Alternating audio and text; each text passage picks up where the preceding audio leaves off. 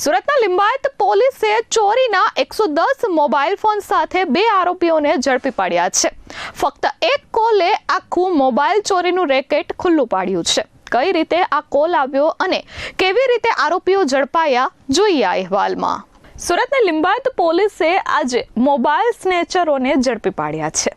આ આરોપીઓને પકડવાની સફર પોલીસ કંટ્રોલ રૂમ પર 5 મેના રોજે એક કોલ આવ્યો તેના પરથી થઈ। કોઈ એક ઇસમ દ્વારા મકાનનું તાળું તોડી અંદર ગેરકાયદે પ્રવેશ કરાયો હોવાનો માહિતી પોલીસ કંટ્રોલ રૂમમાં કોલ કરનારે પોલીસને આપી હતી। માહિતીના આધારે લિંબાયત પોલીસે તપાસ શરૂ કરી હતી।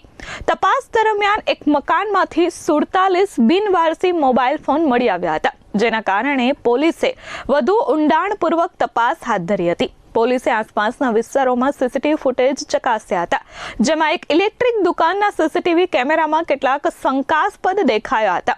આ ફૂટેજના આધારે પોલીસે 2 ઇસમોને ઝડપી પાડ્યા હતા। તારીખ 5 ના દિવસે આપણે સુરત શહેર પોલીસ કંટ્રોલ રૂમની અંદર એક 100 નંબર ઉપર કોલ આવ્યો હતો।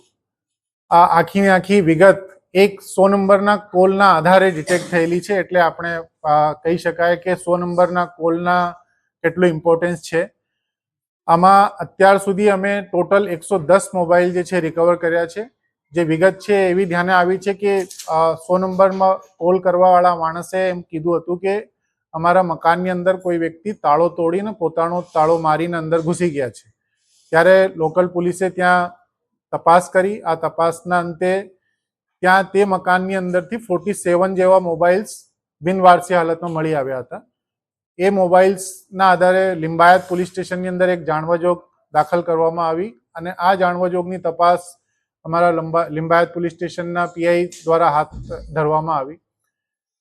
જ્યારે બીજી વિગતો ધ્યાને આવી તેમાં આ રૂમની અંદર એક ખાલી ફેનનું જે કવર છે એ પડ્યું હતું, એ કવરની પણ તપાસ કરવામાં આવી। જે તપાસ કરતા અંતે એક ઇલેક્ટ્રિકની દુકાન ઉપરથી અમને અમુક સીસીટીવી જોવામાં મળ્યા। એ સીસીટીવીના આધારે આરોપીઓની શોધખોળ કરવામાં આવી। એ આરોપીઓ જ્યારે અમે શોધતા હતા ત્યારે હ્યુમન રિસોર્સના આધારે આજુબાજુના સીસીટીવી અને બાકી લોકોથી પૂછપરછના દરમિયાન ઓળખી કાઢવામાં આવ્યા। 2 આરોપીઓને અટક કરવામાં આવ્યા। એ આરોપીઓ પાસેથી બીજા 63 મોબાઈલ્સ જે છે એ રિકવર કરવામાં આવ્યા છે અને આરોપીઓની સઘન પૂછપરછ કરતા બીજી વિગતો ધ્યાને આવી છે, જેમાં એક આંતરરાજ્યીય મોબાઈલ ચોરી કરતી ગેંગ આખી રેકેટ છે એમનું ભાંડાફોડ થયું। એમાં ટોટલ 9 આરોપીઓ સામે આવ્યા છે। જે 9 આરોપીઓમાંથી 2 આરોપીઓ અમારી પકડમાં છે। બીજા 7 આરોપીઓ જે છે હજુ પોલીસ પકડથી દૂર છે, પરંતુ એની વિગતો અમારી પાસે આવી ગઈ છે અને અમે એને જલ્દીથી પકડી પણ લઈશું। આ જે આરોપીઓ છે એમાં મોટાભાગના આરોપીઓ 7 આરોપીઓ ઝારખંડ રાજ્યથી બિલોંગ કરે છે અને બીજા 2 આરોપીઓ વેસ્ટ બંગાળથી બિલોંગ કરે છે। પકડાયેલા આરોપીઓ પાસેથી વધુ 63 મોબાઈલ ફોન કબજે કરવામાં આવ્યા છે। આ સાથે કુલ 110 થી વધુ મોબાઈલ ફોન પોલીસના હાથે લાગ્યા છે, જેની કિંમત અંદાજે 30,54,000 રૂપિયા થાય છે। પોલીસ તપાસમાં સામે આવ્યું કે સમગ્ર ગેંગમાં કુલ 9 આરોપીઓ સામેલ છે, જેમાંથી 7 આરોપીઓ હાલ ફરાર છે।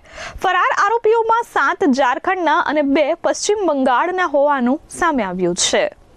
આ જે મોબાઈલ્સ રિકવર થયા છે એમાં અલગ કંપનીના 14 કંપનીના મોબાઈલ્સ છે અને ટોટલ મુદ્દામાલ જે છે 30,54,000 રૂપિયાનું રિકવર કરવામાં આવ્યું છે। ઘણા બધા એમાં આઈફોન્સ છે અને બીજા કંપનીના મોબાઈલ્સ પણ છે। અલગ રાજ્યોમાં આ ગુનાઓ દાખલ થયેલા છે। આ ટોળકીની ઉપર અલગ રાજ્યોમાં ગુનાઓ દાખલ થયેલા છે। ધારો કે મુંબઈ છે, વેસ્ટ બંગાળ છે, ઉત્તર પ્રદેશ છે, ઝારખંડ છે, રાજસ્થાન છે, ગુજરાત રાજ્યમાં પણ અમદાવાદ, વડોદરા, સુરત સિટી, સુરતની અંદર પણ 20 જેવા ગુનાઓ જે છે એમના દાખલ થયેલા છે। એટલે આ પ્રકારે ટોટલ 37 ગુનાઓ આ જે ટોળકી પકડાઈ છે એનાથી ડિટેક્ટ થવા પામ્યા છે અને બાકીની જે એજન્સીસ છે એમને સાથે પણ અમે મોબાઈલ્સની જેમ ડિટેલ્સ અમારી પાસે આવતી જશે એ પ્રમાણે સંપર્ક કરીને બીજા ગુનાઓ પણ દાખલ થઈ અને જે મૂળ માલિકો છે એમને મોબાઈલ પરત આપવામાં આવશે। આ પ્રકારે આ જે વિગતો આવી છે, વિગતોના આધારે 2 આરોપીઓથી જે પૂછપરછ થઈ છે એમાં આ ટોળકી આખી કોઈ પણ રાજ્યમાં જાય અને ત્યાં ભાડેથી મકાન રાખી અને એ જે માણસો છે એમાં 3 માણસો છે, જે એક શુભમ નામનું છે, એક વિશાલ નામનું છે, એક બીજો વ્યક્તિ છે. ત્રણેય વ્યક્તિ ભાડેથી માણસો રાખતા હતા ને એ લોકોને દરેક મોબાઈલ ચોરી ના પ્રત્યે 2,000-3,000 રૂપિયા આપવામાં આવતા હતા.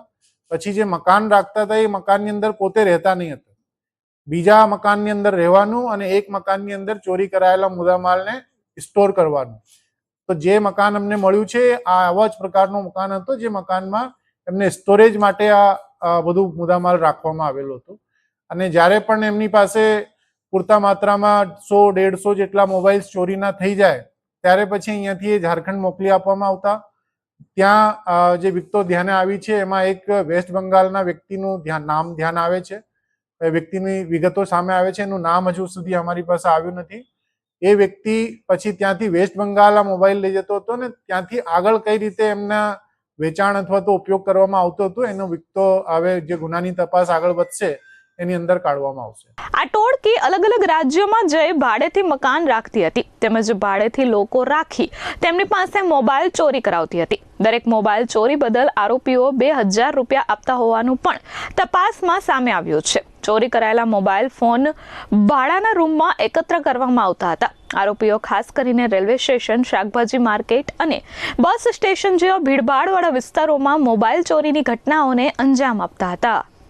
એમાં એ લોકો મોટા ભાગની જે જગ્યાઓ પસંદ કરતા, જેમાં રેલવે સ્ટેશન, બસ સ્ટેન્ડ, પછી શાકભાજીની જગ્યાઓ અથવા તો કોઈ એવી જગ્યાઓ જે વધારે પડતી ભીડભાડવાળી જગ્યાઓ હોય એ જગ્યાઓમાં ટાર્ગેટ કરવામાં આવતા હતા. ત્યાં સહેલાઈથી એ લોકો મોબાઈલ ચોરી કરી શકે અને પછી પોતે મોબાઈલ ચોરી કર્યા પછી ત્યાંથી બીજો એમનો માણસ આજુબાજુમાં હોય એ માણસને મોબાઈલ આપી દેવામાં આવે. એ વ્યક્તિ પછી જે સ્ટોરેજ કરવાની જગ્યા છે ત્યાં સ્ટોર કરી આપે અને પછી ફરીથી એ જ માણસોની આજુબાજુ ઇર્દ ગિર્દ રહે તાકી ચોરી થયેલો મુદ્દામાલ જે છે તાત્કાલિક સેફલી બીજી જગ્યા પહોંચાડી શકાય.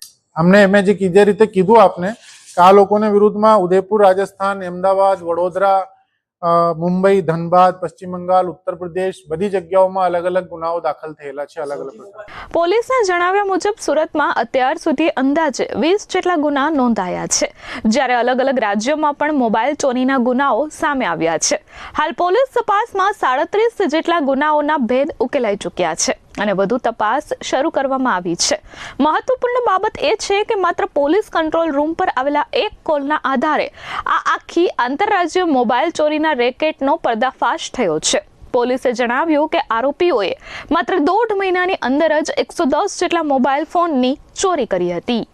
જે ચોરી કરેલા મોબાઈલ છે અલગ અલગ જગ્યાઓના છે, જેમાં મેં આપને કીધું એ પ્રમાણે 37 ગુનાઓ ડિટેક્ટ થયા છે, જેમાં રાજસ્થાનના પણ 2, ઉદયપુરના છે, આપણે અમદાવાદના છે, વડોદરાના છે, પછી આપણે અહીંયા સુરતની અંદર પણ આપણે 20 ગુનાઓ જે રજીસ્ટર કરવા જઈ રહ્યા છે, ઓલરેડી રજીસ્ટર થયેલા છે અને અમુક ઓર રજીસ્ટર કરવા જઈ રહ્યા છે. ના, એ મકાનમાં જે વિગતો મકાન માલિકે અમને કીધી કે એમને ખ્યાલ જ નહીં હતું કે એ લોકો એ મકાનની અંદર ઘૂસી ગયા છે. પોતાનું જે લોક મારેલો હતું એ લોક એમને તોડી અને પોતે અંદર જતા રહ્યા હતા. તે વખત જ્યારે પોતાનું મકાનનું ઇન્સ્પેક્શન કરવા ગયો તો એમને આ જોઈને આશ્ચર્ય પામ્યું કે આ મકાન તો મેં ભાડે આપેલું નથી, એમાં લાઇટ ને પંખા કઈ રીતે ચાલે છે. એટલે જ એને 100 નંબર ઉપર કોલ કર્યો હતો ને આ માત્ર 100 નંબરના કોલના ઉપરથી પોલીસે જે રેસ્પોન્સ આપ્યું એ રેસ્પોન્સના આધારે આ મોટી ટોળકી જે છે ડિટેક્ટ થવા પામી. ત્યાંથી મોટાભાગની એમના જે પહેચાન પત્રો અને બાકીની વસ્તુઓ છે એ જ જોવામાં આવી છે. મોટાભાગના મોબાઈલ્સ જે છે રિકવર કરવામાં આવ્યા. એ લોકો જે વિગતો સામે આવી છે એ પ્રમાણે લગભગ 1-1.5 મહિનાથી અહીંયા સુરતની અંદર સક્રિય થયા હતા અને એ 1-1.5 મહિનાની અંદર જે 110 મોબાઈલ્સ આ લોકોએ ચોર્યા હતા એ બધા જ અમે રિકવર કરી લીધા છે. Bureau report S24 news, Surat.